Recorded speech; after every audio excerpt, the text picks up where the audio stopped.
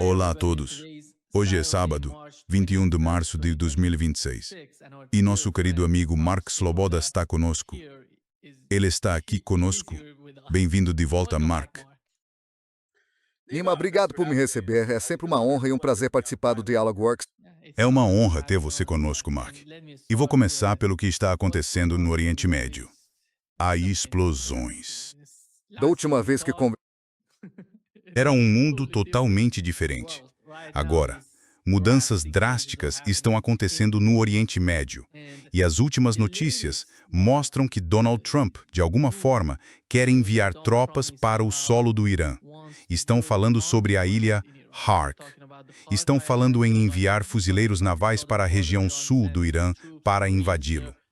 E até agora, o que ouvimos deles é que destruíram tudo: marinha, força aérea, sistemas de defesa aérea.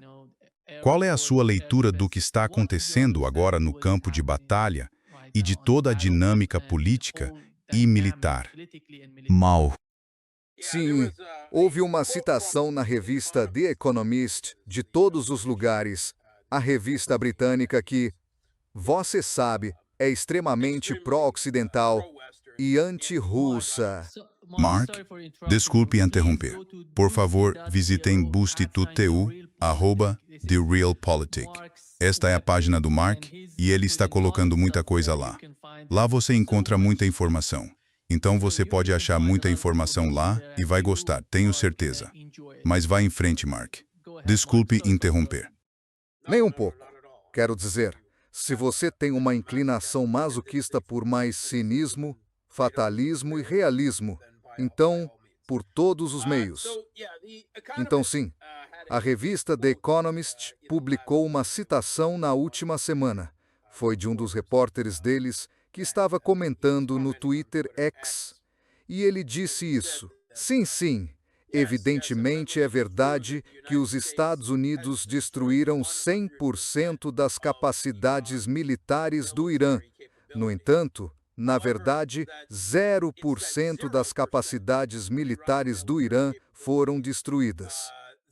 Que está destruindo a infraestrutura energética dos Estados Árabes do Golfo no Oriente Médio, fechando o Estreito de Hormuz e levando os mercados de energia globais e a economia a uma crise. Então, sim, a administração Trump, como em tantas outras situações, tem uma retórica de propaganda de um calibre que faria o Baghdad Bob ficaria envergonhado, certo? Quero dizer, é um mundo de fantasia absurdo.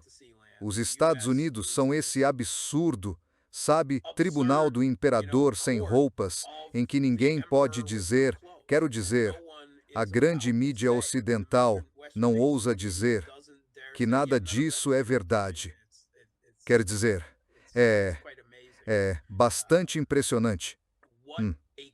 Que sociedade totalmente cega pela propaganda em que vivem. É bastante assustador, claro, porque isso leva todo tipo de escolhas de política externa estranhas, como estamos vendo agora. A realidade é que os Estados Unidos e Israel acreditavam que conseguiriam provocar mudança de regime provavelmente em poucos dias. Eles acreditavam que com ataques de decapitação, eliminando o líder supremo e muitos dos principais líderes militares e políticos, o regime era frágil, iria colapsar, e então algo aconteceria, e então mudança de regime. Quer dizer, isso é o meme clássico do South Park dos gnomos colecionando cuecas. Fase 1, gnomos colecionam cuecas. Fase 2, ponto de interrogação. Fase 3, lucro, certo? Quer dizer. E essa é a história aqui. Fase 1, lançar umas bombas e matar algumas pessoas. Fase 2, ponto de interrogação. Fase 3, mudança de regime. Certo. Claro que não aconteceu assim, porque o governo dos Estados Unidos funciona a partir de uma avaliação caricata das suas adversárias, do Irã, mas também da Rússia e da China. Os chamados especialistas, que informam o governo dos Estados Unidos sobre esses países e, para ser honesto, sobre a maioria dos países do mundo, são ideólogos anti-iranianos, anti-russos e anti-chineses, que têm uma visão extremamente distorcida da realidade desses países. Então, sabe, eles acreditam que a maioria do povo iraniano está só esperando para alcançar a liberdade e derrubar a ditadura. E se matarmos o líder supremo, pronto, tudo acaba, e então haveria liberdade e paz e amor. Eles acreditam nisso, bebem a própria propaganda. E, sim, sabe, depois do episódio na Venezuela, que realmente não foi um sucesso militar, teve muito pouco a ver com forças armadas. Foi um sucesso da Agência Central de Inteligência, em que Delcy Rodrigues, Vitor Lopes e outras lideranças venezuelanas foram cooptadas ou chantageadas ou, sei lá, o que quer que eles façam, e entregaram Maduro aos Estados Unidos. Por isso, praticamente, não houve combates, exceto, ao que parece, pelo seu guarda-costas cubano. E há um motivo para ele ter um guarda-costas cubano. E a administração Trump e alguns de seus principais colaboradores estavam, obviamente, em êxtase neoconservador depois daquilo. Então passaram a ter uma visão inflada do próprio poder e do que esse poder poderia conseguir em outros países, tirando lições da Venezuela. E bastantes altos oficiais militares dos Estados Unidos, incluindo o presidente do Estado-Maior Conjunto, Dan Kane, tentaram avisá-los de que, bem, isso provavelmente não seria tão fácil, que seria difícil e provavelmente não sairia como esperavam. E o mesmo nas avaliações de inteligência da Agência Central de Inteligência, que o regime provavelmente não cairia, que o corpo da Guarda Revolucionária Islâmica só se tornaria mais enraizado e mais poderoso. E é exatamente isso que vimos. Eles queriam acreditar no contrário. Trump queria acreditar no contrário. Witkoff e Kushner, que não são apenas seus dois principais diplomatas. Witkoff é seu amigo do ramo imobiliário em Nova York e Kushner é seu genro, também são obviamente conselheiros próximos para tudo. Esse tipo de nepotismo misturado com incompetência gera todo tipo de problema. Ouvimos de um diplomata britânico esta semana que acreditavam que Kushner e Witkoff eram, essencialmente, agentes de Israel. Então, quer dizer, é por isso. Agora, European Union, não acredito que todo o governo dos Estados Unidos tenha sido pressionado, enganado e arrastado para isso.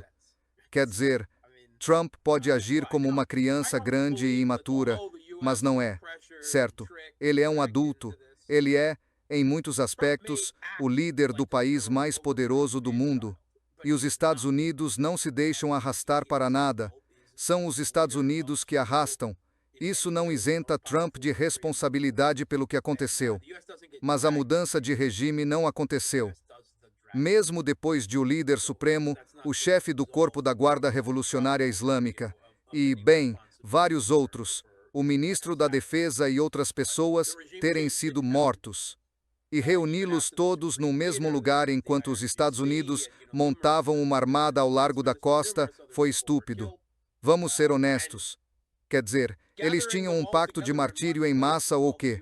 O que também não faz muito sentido, considerando que a família do Ayatollah estava lá, a esposa, os filhos, os netos, todos mortos também. E tem de se pensar. Se houvesse algum desejo xiita de martírio coletivo, dificilmente envolveria matar também seus filhos, netos e esposa. Então, por que acharam que poderiam fazer essa reunião? European Union, não sei. Foi estúpido. E, sabe, foi um teste de sobrevivência darwiniano. Eles falharam. Se os Estados Unidos estão ao largo da sua costa e têm tendência a golpes de decapitação, você não reúne todos os seus principais líderes num só lugar. Sejamos francos. Mas eles fizeram. Essa Patri, Poupi chove na discência, etc. Ocatutucatacias, podigetutatitus. E o que eles fizeram antes foi o Ayatollah Ali Khamenei determinar que cada, você sabe, alto funcionário do governo e militar tivesse uma linha de sucessão de pelo menos 4 níveis. Assim, havia pessoas para ocupar todos esses cargos. E enquanto os Estados Unidos e Israel, obviamente, acreditavam que tudo desmoronaria, em vez disso, parece que, na verdade, as coisas passaram a funcionar, talvez um pouco melhor, sem alguns desses nomes nas posições de topo. Eles entraram automaticamente num modo de defesa em mosaico, que devolveu poder a diferentes comandos regionais, todos operando com pouca ou nenhuma supervisão central, segundo ordens pré-arranjadas e suas próprias avaliações. E substitutos assumiram imediatamente todos esses lugares. Para o líder supremo, foi seu próprio filho. É questão se ele é tecnicamente um ayatollah ainda. Mas Majdaba, e ele é o cospontemoado statusson. Ele é Ayatollah. Ele é ayatollah, certo? Tudo bem, então ele foi declarado ayatollah. Ele é, você sabe, o que a mídia ocidental descreve como linha assistido. Ele trabalhou extensivamente com o corpo da Guarda Revolucionária Islâmica, certo? Quero dizer, ele é, sim. Pelo trabalho com todo o aparelho de segurança, você tem de acreditar que ele tem uma visão do mundo mais firme, digamos, menos clerical, menos, talvez, academicamente idealista do que talvez o pai tinha. Ele está um pouco mais ancorado na dura realidade, European Union diria, por tudo que ouvimos. E você tem de lembrar que esse líder supremo acabou de ver o pai, a esposa e os filhos mortos nesses ataques dos Estados Unidos e de Israel. Então, há algum desejo de revanche aí, European Union diria. As chances de diplomacia neste momento me parecem praticamente nulas, por uma série de razões, não apenas por isso. Mas, você sabe, o que os Estados Unidos fizeram, o que Israel continua fazendo, e Israel continua com ataques de decapitação. Na última semana, vimos o secretário do Conselho de Segurança Nacional, que, por todos os relatos, vem dirigindo o país em modo militar desde a morte do líder supremo, Larijani, foi morto. O ministro da Inteligência foi morto. O porta-ovos do corpo da Guarda Revolucionária Islâmica foi morto. O chefe do Basij foi morto. Isso é só na última semana. Então, os ataques de decapitação continuam. E dá para argumentar que Israel está, na verdade, eliminando qualquer um e todo mundo, particularmente aqueles que poderiam ser vistos. Larijani era visto, no mínimo, como pragmático, disposto a negociar, porque Israel não quer negociação. Eles querem que os Estados Unidos sejam forçados a, você sabe, ou forçados, talvez seja a palavra forte, levar isso até o fim, seja lá qual for esse fim. Mas, apesar de todas as afirmações de que destruíram completamente a defesa aérea iraniana, que destruíram os lançadores de mísseis e as instalações de lançamento de drones do Irã e tudo mais, vemos que isso claramente não é o caso. Estamos na 70ª e tal rodada de mísseis lançados do Irã por uns 3 modos diferentes. 71, sim. 71, sim.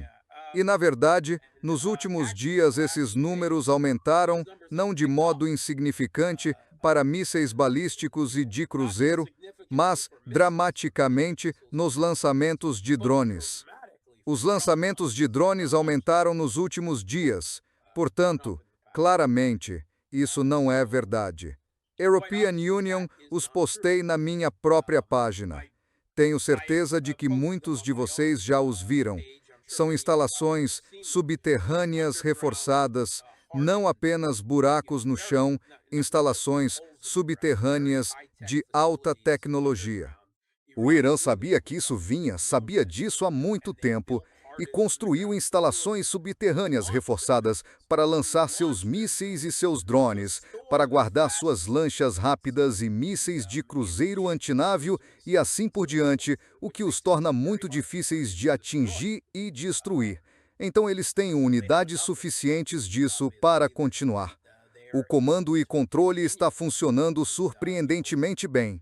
E apesar das alegações de que a defesa aérea iraniana foi completamente destruída nos últimos 2 dias, acabamos de receber a notícia de que um Fe-35, o famigerado caça furtivo, possivelmente sobreviveu e retornou a uma base no Golfo, mas foi definitivamente atingido.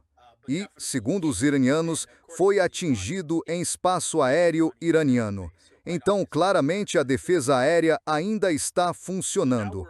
Estamos, então, nessa guerra de atrito por ataques de longo alcance, depois da tentativa fracassada de mudança de regime em junho de 2025. E é exatamente isso que a European Union vem avisando, assim como outros na mídia alternativa. Foi uma estupidez os Estados Unidos se envolverem nessa guerra, porque o calcanhar de Aquiles deles é o estoque reduzido e a taxa de produção extremamente baixa de munições críticas, sobretudo de defesa antiaérea. Certo, o sistema Patriot, os interceptadores PAC-3, o sistema de defesa de alta altitude Terrat, dos quais fabricam menos de 100 por ano, os interceptadores PAC-3, algo em torno de 620. Quer dizer, isso não é nada quando é preciso disparar 2, 3 ou, como vimos na última semana, 6 ou 7 interceptadores contra um único míssil balístico e às vezes ainda assim não acertar. Então há de fato uma questão em aberto sobre a eficácia do sistema Patriot e, talvez também, do sistema Terrat. Mas não é só a defesa antiaérea e antimísseis. Os níveis de munições de longo alcance e precisão também são criticamente baixos, principalmente os mísseis Tomahawk e os mísseis de cruzeiro lançados do ar. E pelo que se pode ver, a armada, ou frota armada, talvez seja a palavra exagerada, que os Estados Unidos reuniram na costa do Irã, aparentemente disparou todos os Tomahawk que tinham, ou quase todos, e não há maneira fácil de recarregá-los. Eles não conseguem fazer isso no mar. Tem de voltar a uma base. E todas as bases dos Estados Unidos no Oriente Médio foram alvo e continuam sendo atingidas regularmente, o que significa que tem de ir a Creta ou a algum lugar no Pacífico para reabastecer, o que explica por que agora tudo parece ter migrado para esses mísseis de cruzeiro lançados do ar. Mas ainda assim há um fornecimento limitado desses também, algumas milhares de unidades, e isso era antes deste conflito, sem capacidade de repor rapidamente esses números, certo? Então, enquanto o Irã conseguir resistir aos Estados Unidos, manter alguma defesa aérea e forçá-los a ficar fora do espaço aéreo iraniano, obrigando-os a usar esses mísseis de longo alcance que têm em número reduzidos, desses tenses obriconsidades, ou cessos, estaniete-hertilados, shios, pistan. Isso é muito bom para o Irã e, em linhas gerais, pelo que podemos ver, é o que aconteceu até agora. Agora, se os Estados Unidos conseguirem algum nível de superioridade aérea sobre o Irã, então poderão passar das armas de precisão de longo alcance, das quais têm números muito limitados, para, por exemplo, bombas de gravidade antigas equipadas com kits de guiagem que precisam ser lançadas a cerca de 40 milhas náuticas, ou seja, dentro ou muito perto do espaço aéreo iraniano, dependendo do alvo dentro do Irã, e eles têm, efetivamente, números praticamente ilimitados desses. E quando Donald Trump fez aquelas declarações estranhas, tipo, temos munições suficientes, é disso que ele estava falando. E foi assim que ele entendeu o que lhe explicaram.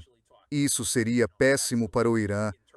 Se eles conseguirem mudar totalmente para o uso de bombas de gravidade guiadas por kits, ou mesmo bombas de gravidade simples, aí eles podem simplesmente bombardear o Irã por meses. Seria uma situação muito grave para o Irã, mas essa não é a situação até hoje. 3 semanas após o início do conflito. Vimos que a defesa aérea ainda derruba drones, ainda abate F-35. Então, eles ainda têm capacidade e isso mantém os Estados Unidos fora do espaço aéreo iraniano, o que é bom para o Irã. E a resposta do Irã não foi só atingir Israel desta vez, mas também atingir todos os vassalos e aliados do Golfo, os Estados Árabes do Golfo que abrigam bases militares dos Estados Unidos, que é praticamente todos usados para lançar este ataque. E eles têm atacado seguindo um plano escalonado, uma escalada por degraus. Se vocês atingirem nossas instalações energéticas, nós atingimos as deles, certo? E isso vem junto com o fechamento de fato do Estreito de Hormuz, pelo menos para todos os estados do Golfo, e para o tráfego ocidental. Agora, o próprio tráfego do Irã continua a passar pelo Estreito de Hormuz, certo?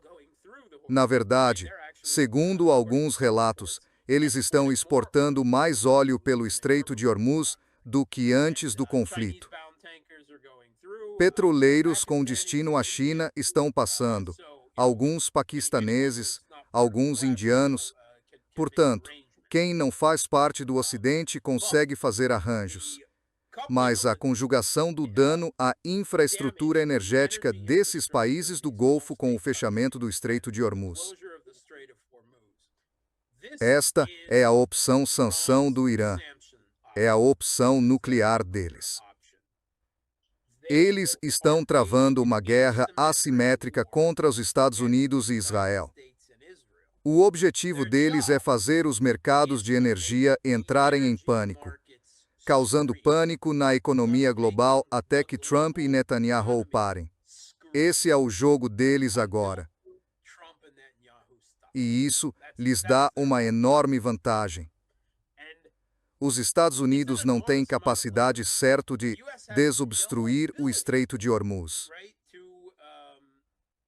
A Marinha dos Estados Unidos, quero dizer, o Trump comentou sobre isso há cerca de uma semana. Vamos, sabe, limpar aquilo, vamos escoltar navios, e a Marinha disse... Você percebe como é extensa aquela costa do Irã até o Estreito de Hormuz. Seríamos atingidos por drones, mísseis, inclusive mísseis de cruzeiro antinávio, e por minas navais se eles as colocassem, qualquer coisa. Quero dizer, tem tanta coisa. E a Marinha disse, não vamos entrar lá, isso é uma armadilha mortal. Já fizemos simulações disso. Não acaba bem para nós.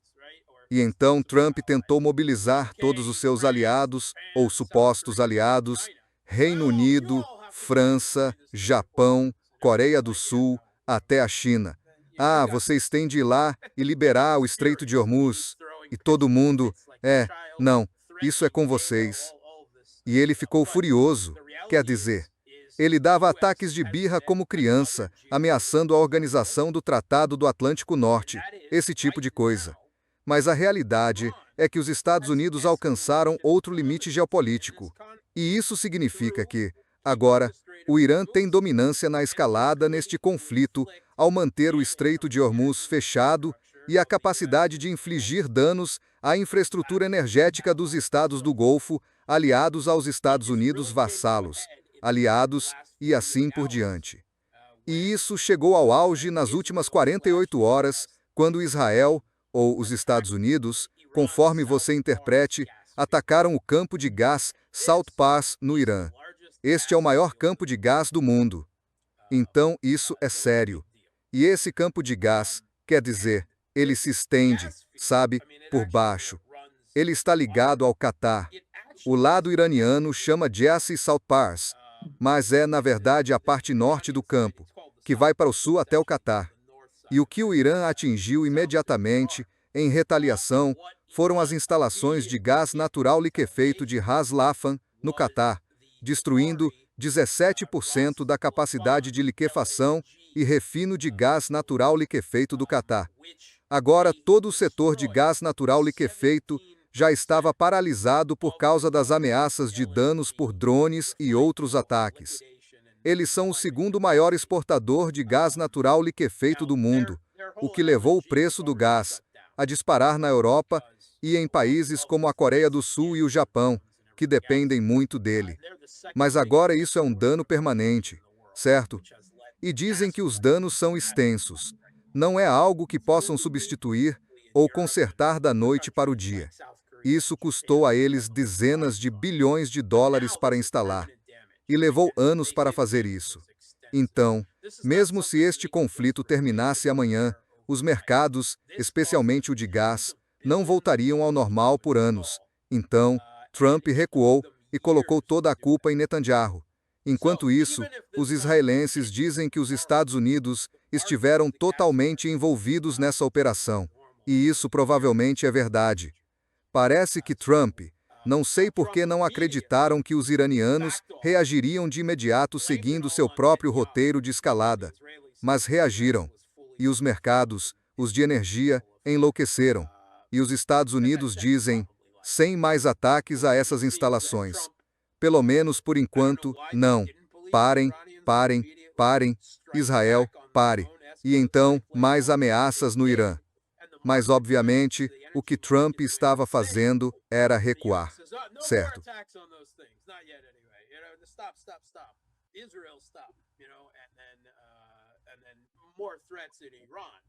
Na Khrushchev, sem tal por Saroa. Porque ele tinha medo das novas retaliações do Irã e de como isso poderia afetar por anos.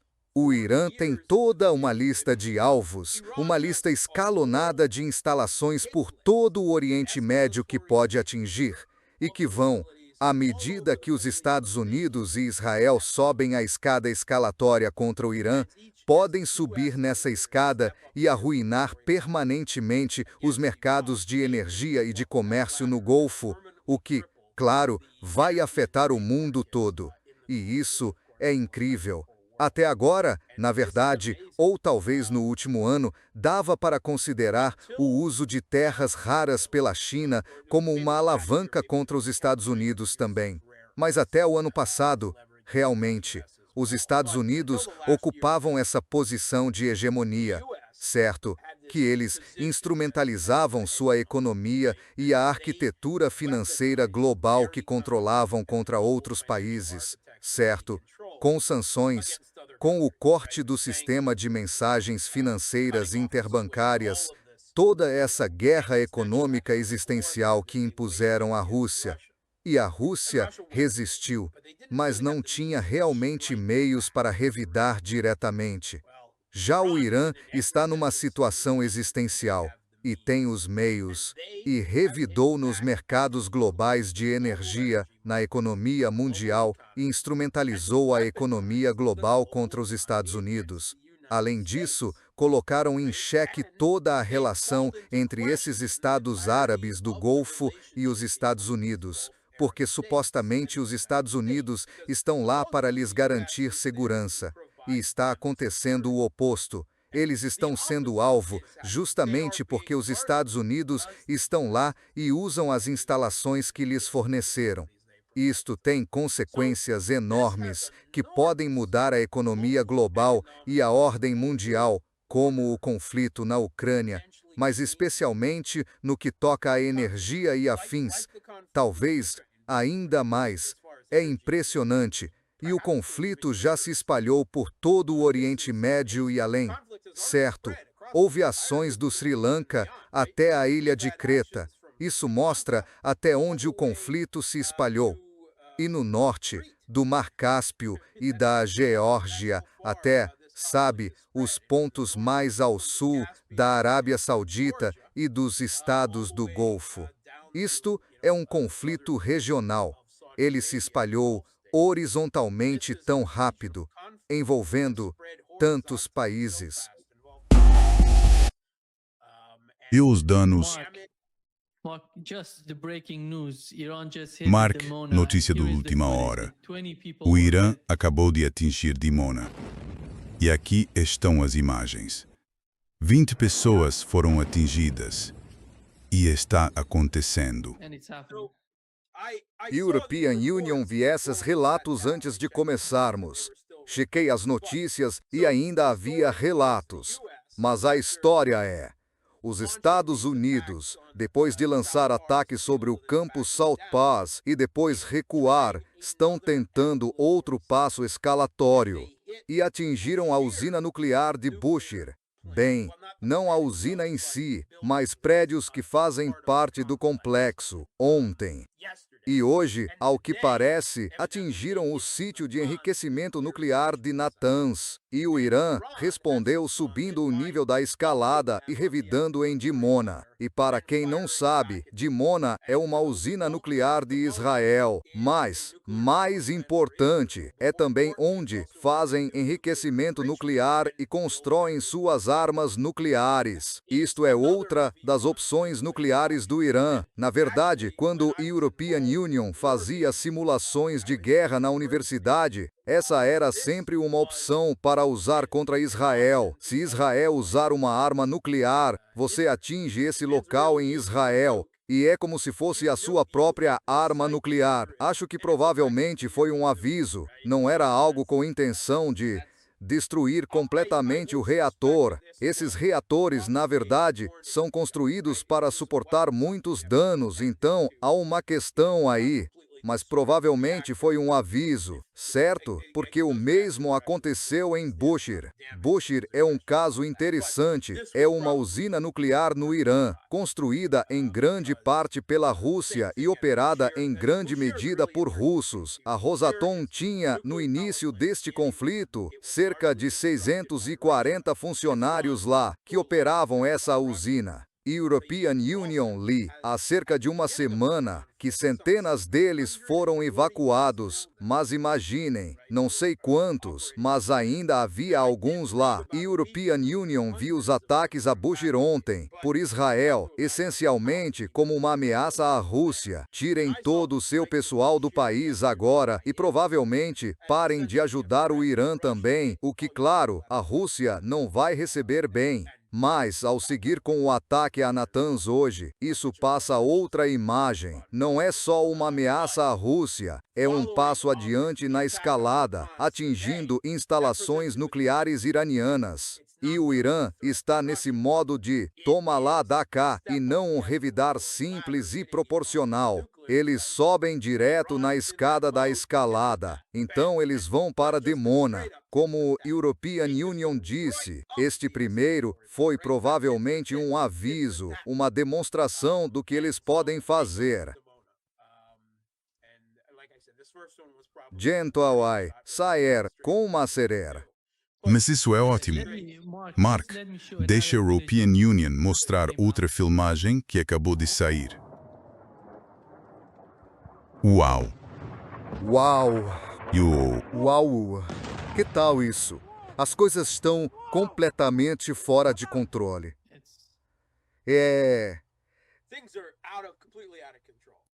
Como você vê, começamos principalmente com, ataques de decapitação pelos Estados Unidos e por Israel e depois ataques principalmente a alvos militares. Certo. Não exclusivamente. Certo. Depois vimos depósitos de petróleo sendo atacados por ambos os lados. Certo. E então, vimos uma grande escalada esta semana com os ataques israelenses e dos Estados Unidos ao campo de gás South Pars, a resposta do Irã contra Haslafan e outras instalações, e agora estamos atingindo locais nucleares. Estamos simplesmente subindo rápido. Não estamos subindo a escada da escalada. Estamos pulando degraus neste ponto, certo? Porque os Estados Unidos estão em pânico. Pelo poder relativo entre o Irã, os Estados Unidos e Israel. Cada um tem noções muito diferentes do que seria uma vitória. Os Estados Unidos disseram abertamente que o objetivo é a mudança de regime, certo? Trump diz que quer escolher o próximo líder supremo do Irã, certo? Quer dizer, eles foram bem claros sobre isso. Netanyahu, disse, isto é o culminar de 40 anos do trabalho da minha vida para conseguir que os Estados Unidos lutem esta guerra por nós. Então eles colocaram a fasquia muito alta. E agora o conflito se tornou tão violento em tão pouco tempo. Subindo a escada da escalada, com Israel continuando os ataques de decapitação. É muito difícil encontrar uma rampa de saída para sair desse conflito. Mesmo desescalar está muito difícil neste momento. Então, o que temos em vez disso é um conflito que está simplesmente piorando dia após dia, e os Estados Unidos estão numa situação ruim. Eles não conseguiram a mudança de regime. Não há sinais de desestabilização interna no Irã. Seus aliados curdos e todos os outros grupos aliados estão se mantendo à distância. Eles dizem: não confiamos em vocês. Vocês já sacrificaram nossos irmãos curdos várias vezes e eles parecem bem fortes lá dentro. Por isso, o Irã continua atacando instalações curdas no Iraque diariamente. E o Irã ativou todos os seus aliados ou representantes, como preferir chamar, o eixo da resistência. Todos os tipos de grupos pró-sísitas, Kataib e Hezbollah, e numerosos outros grupos no Iraque estão atacando instalações dos Estados Unidos e instalações curdas diariamente no Iraque. O Iraque é um campo de batalha. Grande parte da guerra está sendo travada no Iraque. E isso é algo que pode desestabilizar demais o frágil Iraque, porque, principalmente, são os Estados Unidos atacando iraquianos pró-Irã, em sua maioria citas, e o Irã atacando iraquianos anti-Irã, em sua maioria curdos, certo? E dá para ver para onde isso pode levar, a um renovado conflito civil no Iraque, muito facilmente. Então é uma situação muito perigosa. Mas o Hezbollah também voltou à cena. E, ao contrário do que se pensava, eles apanharam feio há apenas alguns anos. Mas eles voltaram. Quero dizer, e Israel estava dizendo: bem, não achávamos que eles ainda eram capazes desse tipo de coisa. E Israel tenta ataques aéreos, tenta outra incursão terrestre, mas tudo não está indo nada bem. Por isso, se que como o tempo se expouts, você, na verdade, a administração Trump aparentemente tentou convencer o novo regime Al-Qaeda Estado Islâmico de Al-Julani na Síria a abrir uma guerra em duas frentes contra o Hezbollah. E eles disseram: não, estamos meio que, sabe, nos instalando aqui. Não queremos nos meter com o Hezbollah de novo, sabe? Agora. Então eles recusaram, deixando novamente os Estados Unidos e Israel sem aliados reais nessa questão. E os Houthis agora também declararam guerra aos Estados Unidos. E eles estão prontos para dar um golpe duplo no mercado global de energia e comércio, porque podem fechar o Estreito de Bab al-Mandeb, no Mar Vermelho. Agora, a Arábia Saudita tem oleodutos pelo deserto que permitem contornar o Estreito de Hormuz até certo ponto, não em plena capacidade, mas enviar petróleo por oleodutos até os portos do Mar Vermelho e despachá-lo por lá. De novo, não tem capacidade total por esse caminho, mas mesmo assim os Houthis fechariam tudo isso. Isso só vai agravar. Você acha que os preços do petróleo estão altos agora? Espera só. Preços do petróleo, do gás, certo? E não é só petróleo e gás, porque, na verdade, o fertilizante ureia também era uma das principais exportações do Golfo, como subproduto do refino de petróleo. E isso está sendo interrompido, o que fez os preços dos fertilizantes irem às alturas, o que faz os preços agrícolas e os preços dos alimentos dispararem. E com os preços dos alimentos e da energia, isto é, o preço da gasolina nos Estados Unidos, tudo subindo, vamos entrar em hiperinflação muito em breve. Mark, já temos a greve dos caminhoneiros aqui no Brasil por causa do preço disso. E isso está influenciando enormemente toda a economia aqui. Isso vai afetar o mundo inteiro, ou a maior parte dele, em grande medida, e continuar piorando dia a dia agora. Exceto a Rússia, porque a Rússia exporta petróleo e gás. E a Rússia é o maior exportador de fertilizantes do mundo. E a Rússia também é um grande exportador de alimentos. Então, e todas as munições, as de defesa aérea, e possivelmente as ofensivas, que iam ou poderiam ir para a Ucrânia agora, já não vão mais, certo? Havia uma manchete no The Telegraph ontem dizendo que o Zelensky está numa turnê. Não me esqueçam pela Europa agora, porque, claro, todo mundo está se esquecendo dele no contexto deste conflito. A Rússia também está se vingando. Durante anos, os Estados Unidos e o Ocidente, pois é, eles estão lucrando economicamente, mas também obtendo ganhos militares à custa de sangue. E a mídia ocidental está cheia de reportagens de que a Rússia está fornecendo ao Irã todo tipo de ajuda, inteligência, dados por satélite, dama, táticas de drones e possivelmente até suprimentos militares e outras coisas. Não sabemos. Há muitos rumores e tal. Mas certamente todos parecem concordar quanto à inteligência, aos dados de satélite, ao compartilhamento dessas informações e como isso os ajudou a atingir esses alvos com tanta precisão. E é retaliação.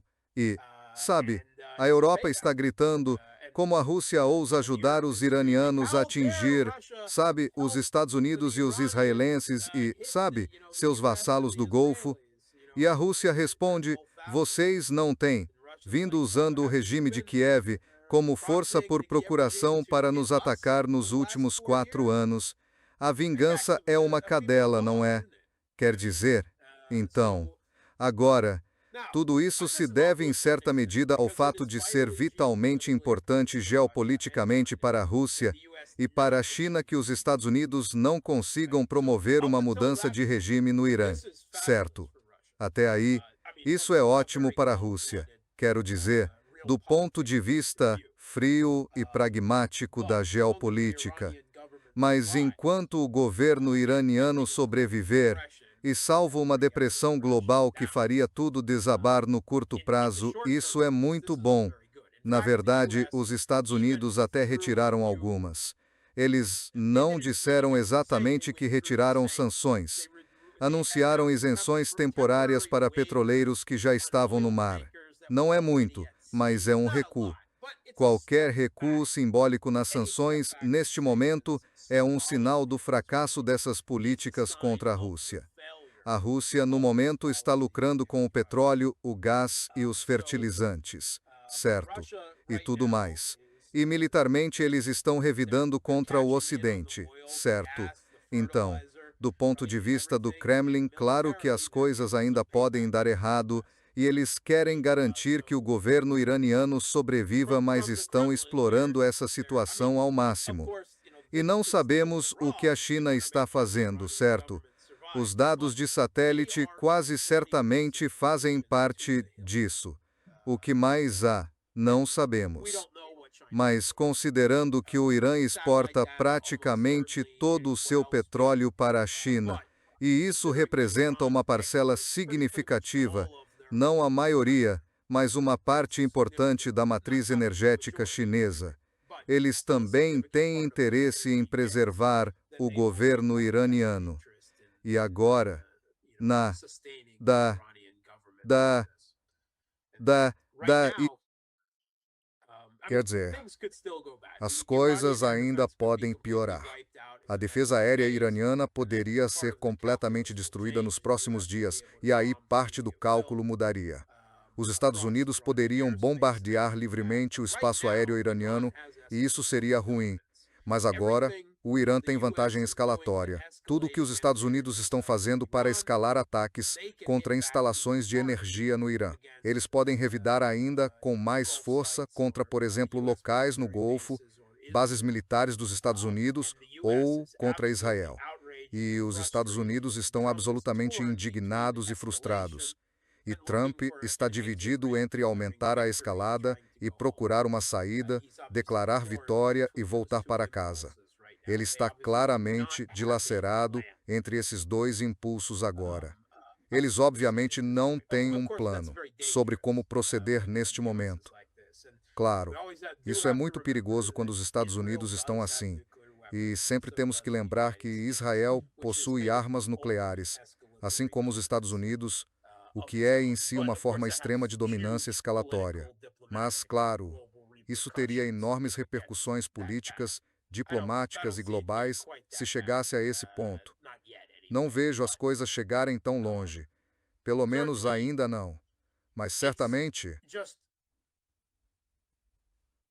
estamos cavalgando um tigre ou um tsunami. Mark, acho que agora o que é tão importante é que, na cabeça da administração Trump e na maneira como eles pensam em conseguir alguma alavancagem, parece que a operação terrestre é tão... Popular nos Estados Unidos. Eles não vão sobreviver. Sabe, não sei. Trump não é um pensador racional. Não, eles não são. Esse é o problema. Eles não são racionais. Quero dizer, tentam apresentar o Irã como um bando de teocratas radicais e loucos. Essa é a administração Trump. Quero dizer, você já ouviu alguma das sessões de oração na Casa Branca? Certo. Há comandantes militares informando toda a força militar dos Estados Unidos de que estão fazendo isso para iniciar o Armagedon e trazer a segunda vinda de Jesus Cristo, o que gerou várias queixas dentro das Forças Armadas. Quero dizer, eles são um bando de gente louca. Os radicais megalomaníacos desse grupo não estão agindo a partir de uma lógica racional, o que é, claro, perigoso para o Irã e para todo mundo. E agora foram enviados 2 grupos expedicionários de fuzileiros navais. Certo? O navio Trípoli da Marinha dos Estados Unidos, vindo do Pacífico. E há informações de que o navio Boxer da Marinha dos Estados Unidos, baseado em San Diego, também está sendo enviado. Cada um desses grupos expedicionários tem cerca de 2.500 fuzileiros navais no total. Ou seja, 5.000. Mas, na realidade, só umas 2.000 dessas são, digamos, tropas de combate de verdade. O resto são tropas de apoio. Na prática, são uns 2 a 3 mil militares. Mesmo. Qual é o tamanho das Forças Armadas do Irã? Cerca de 500 mil em serviço ativo, com reservas. Chega a mais de 1 milhão. Certo? E os Estados Unidos não conquistaram supremacia aérea sobre o Irã, nem sobre o Estreito de Hormuz, nem em nenhum outro lugar. O Irã pode continuar lançando drones e mísseis antinávio. O que representam essas 2 pequenas expedições? Você vê o quanto eles teriam que avançar pelo Estreito de Hormuz até a ilha de Karg. É um alvo fácil, tipo um estande de tiro. É ridículo pensar que 2.000 homens vão tomar o porto de Al-Ban. Isso é loucura. Eles estão loucos. Tenho que pensar que ou é uma blefe ridícula, ou eles, os militares, não sei, não estão apresentando opções realistas para o Donald Trump neste momento, porque isso só vai fazer com que tropas dos Estados Unidos morram sem nenhum efeito real, certo? Mesmo se os Estados Unidos tivessem domínio aéreo completo sobre a área alvo, isso ainda seria extremamente difícil, quase impossível. E, segundo algumas fontes, estão considerando, isso é ainda mais fantasioso, uma das maiores operações de forças especiais da história para penetrar no território iraniano, invadir abrigos subterrâneos, recuperar urânio enriquecido e tirar conteúdo do país. É como filmes do James Bond têm tramas melhores e mais realistas do que isso. Sério. Vamos lá. É simplesmente insano. Isso é blefe? É algum tipo de blefe de escalada? Ou eles estão mesmo tão loucos? Os saques são os que se desinam e tô de busobos. E se estiverem assim, vão acabar matando muitos americanos. O que, claro, pode ter muitas consequências imprevisíveis. Não sabemos para que espiral isso nos levaria, com americanos clamando por sangue contra o Irã ou contra o Trump, dependendo dos ventos políticos. Isso pode piorar muito, ou pode levar rapidamente à queda da administração Trump nos Estados Unidos. Portanto, não consigo levar a sério essas conversas sobre forças terrestres. Se forem sérios, será um desastre que fará Gallipoli parecer uma vitória. Certo. Quer dizer, seria simplesmente loucura. Estupidez e loucura. Mark, o que o Donald Trump quer? O que ele quer dos europeus, afinal? Porque ele fica implorando aos europeus e aos aliados da Organização do Tratado do Atlântico Norte. O que ele quer? Ele nem sabe mesmo. Os europeus não têm capacidade naval para fazer o que os Estados Unidos. Quero dizer, as capacidades navais deles ficam muito aquém do que a Marinha dos Estados Unidos é capaz de fazer. São, na verdade, insignificantes. E a Marinha dos Estados Unidos está dizendo: não, nós não podemos entrar lá.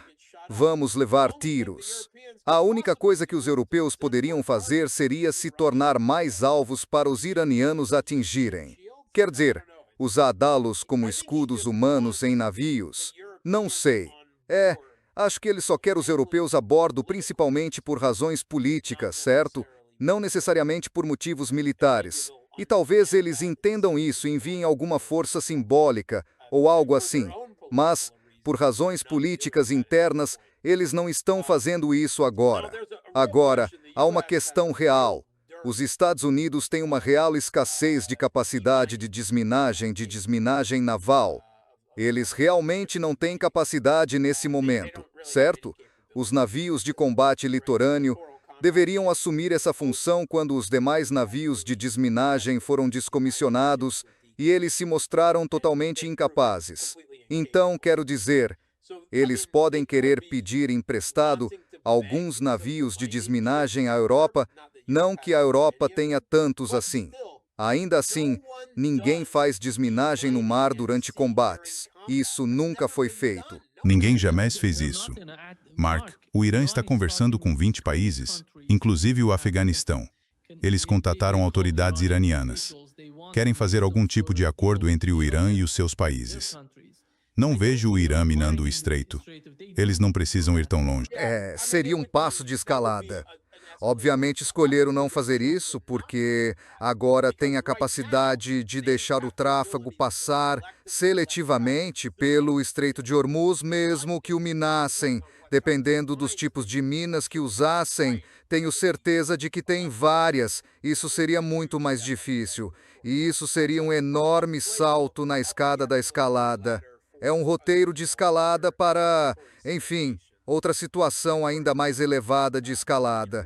Mas, sabe, ainda não chegamos a esse ponto. O Irã, por sua vez, adotou uma postura muito maximalista como resultado de tudo isso, porque sente que tem vantagem nessa situação. A European Union disse antes de o conflito começar que se eles sobrevivessem, se o governo deles, o regime deles sobrevivesse, eles teriam vencido, certo? Assim como o desequilíbrio de forças entre Israel e o Hamas. Israel declara que seu objetivo é destruir o Hamas sobrevive e o Hamas venceu, certo? Essa é a questão. Mas agora o Irã está exigindo todo tipo de coisa, está exigindo reparações. Exige um tratado permanente, que teria de ser assinado pelo Congresso, dizendo que os Estados Unidos nunca mais atacarão o Irã. Estão pedindo a retirada dos Estados Unidos de todas as suas bases militares no Oriente Médio. Certo, nada disso vai acontecer, não importa a dominação que o Irã tenha sobre a situação atual, eles não têm influência suficiente sobre os Estados Unidos. E também querem todas as sanções levantadas, o que também quer dizer tem de passar pelo Congresso e por outros trâmites. Então, a European Union acredito perfeitamente que em algum momento os Estados Unidos poderiam tentar declarar vitória, nós vencemos, destruímos tudo isso, blá blá blá, e vamos embora e parar de atacar ativamente e torcer para que os iranianos cessem e reabram o Estreito de Hormuz. Não está claro que eles vão fazer isso neste momento, mas não consigo ver os Estados Unidos cedendo a nenhuma dessas exigências iranianas. Nenhuma. Isso deixa numa posição em que é difícil imaginar o fim desse conflito, pelo menos no futuro previsível. Quero dizer, em algum momento o Irã começará a sofrer escassez de mísseis. Eles ainda podem produzir alguns e certamente vão, e provavelmente conseguem fabricar mais drones em número maior. E os Estados Unidos estão rapidamente ficando sem interceptadores, rapidamente, e sem munições de ataque à distância, mas é muito mais fácil para ambos os lados se exaurirem numa guerra de atrito por ataques de longo alcance do que numa guerra de atrito mais clássica no campo, como se vê entre a Rússia e a Ucrânia, com a organização do Tratado do Atlântico Norte envolvida na Ucrânia. Tudo isso é material muito mais caro que voa pelo ar, atingindo um ao outro, e, por definição, isso é mais caro e existe em menor quantidade do que, digamos, tropas. E ouvi Araghchi, o ministro das Relações Exteriores iraniano, dizer: mandem suas tropas, estaremos esperando por eles. E então eles estariam. Quer dizer, seria uma oportunidade de matar americanos de uma forma que eles não conseguem alcançar facilmente, nem com ataques de longo alcance, considerando como os Estados Unidos evacuaram todas as suas bases. De certa forma, eles até poderiam ficar na expectativa. Me lembra, Mark, me lembra da contraofensiva ucraniana. Sabe, foi simplesmente estúpido. Seria mais estúpido que aquilo. Seria mais estúpido do que a Cruzada dos Tolos de Kursk. Seria mais estúpido do que isso. É, mas não estamos lidando com líderes racionais nos Estados Unidos. Não, não. Quer dizer, eles tentam apresentar a liderança iraniana como louca. Eles são os loucos, obviamente, em vários níveis. Obviamente, em termos religiosos, quando falamos dos sionistas cristãos e dos sionistas em Israel. Mas, além disso, eles não estão agindo a partir de uma compreensão realista e lógica do mundo e do seu próprio poder militar e do que ele está conseguindo e não conseguindo no Irã e em outros lugares. Quer dizer, vimos a primeira deserção da administração Trump nesta última semana. O chefe do Centro de Contra-Terrorismo dos Estados Unidos, Joe Kent, que foi nomeado pessoalmente por Trump. Ele renunciou em protesto contra esse ataque ao Irã, dizendo que o Irã não apresentava uma ameaça iminente aos Estados Unidos e que isso está sendo impulsionado por Israel. Acho que isso é uma espécie de desculpa. Mas sim, não há dúvida de que eles tiveram um papel em encorajar o ataque. Com certeza. E Trump ainda disse que Joe Kent é fraco em questões de segurança. Agora, como ex-membro das forças militares dos Estados Unidos, deixe-me dizer que Joe Kent foi um boinas verdes, veterano de combate 11 vezes e depois agente em missões militarizadas para a Agência Central de Inteligência. Ah, mas ele é fraco em segurança. Peguem-no. O cara que não serviu no exército. Sim, bem, o próprio senhor calo no osso, que evitou o alistamento no Vietnã. Sim, sim, Joe Kent é fraco. Quero dizer, não preciso gostar do Joe Kent, não gosto das ideias dele. Não, você não está falando, você está falando da postura que ele adotou, que mostrou princípio, certo, que tiro o chapéu, a carreira dele acabou. Quero dizer, ele nunca mais, ele está sendo investigado agora, certo? Quero dizer, ele nunca mais servirá no governo. Então, não foi uma atitude pequena de se tomar, mas ele foi o primeiro a dizer que esse imperador não tem roupa nenhuma. Quer dizer, Ele disse isso e ninguém mais disse, nem mesmo sua superior direta, Tulsi Gabbard, até agora. Som. Que vergonha. Que decepção ela é. Exatamente. Grande decepção com Tulsi Gabbard. Obrigado. Obrigado, Mark, por estar conosco hoje. É um grande prazer, como sempre. Tchau. Até a próxima.